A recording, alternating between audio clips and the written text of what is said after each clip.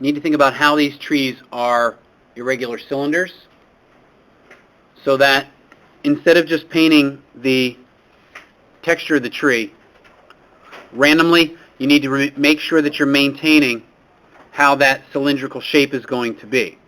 When you put in first the lighter of the shadows, and then maybe a secondary, and then of course the black textures.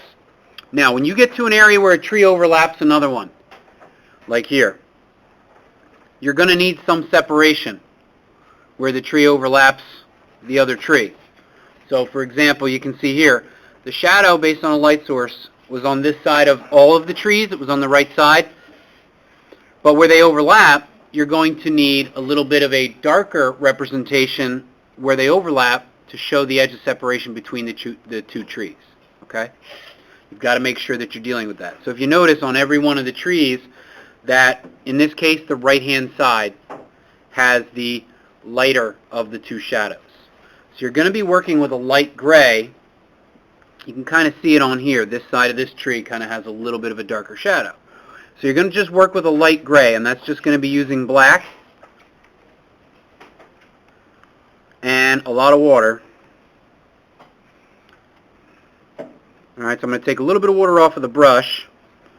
Get a lot of water in there so I have a really, really pale gray.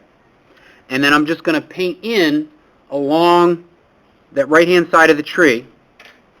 And what I did here was I left a little bit of white. So I basically used the scumbling technique. And I just kind of bounced the brush down. And I'm using a flat brush to create that lighter of the two shadows as I work my way down. I'm not seeing anything. You can see a little bit of it there. Let me see if I can turn the... There we go. So I just put that medium gray or light gray in to help establish the secondary shadow. I haven't gotten any more paint on the brush. And you see how I'm just kind of, in some of the areas, I'm taking that a little bit further across and making that edge a little bit more irregular. All right, I left a little bit of a white along that edge there. Why is it not showing up on here? I don't know. So now, I'm going to let that dry. Then I'm going to go back and I'm going to put in some of those details.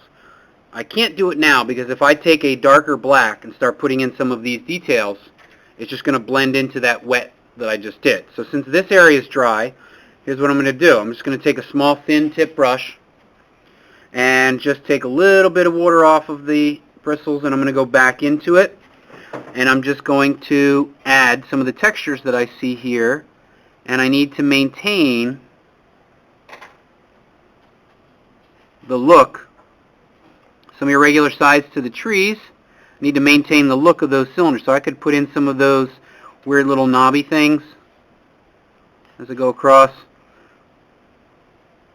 Alright, so I'm barely touching the brush onto the surface of the page, and I'm looking and seeing where, basically hitting it with like two bristles. Alright, and I'm maintaining that cylindrical shape as I go around. Some areas there's little bits of dots and stuff. Alright, just don't overdo it. Alright, you get a little bit of a blob there, you can kind of darken that area up if you want. You know, some of those irregular shapes that show the curves on there. And you're just kind of dancing the brush along to create those areas of texture and highlight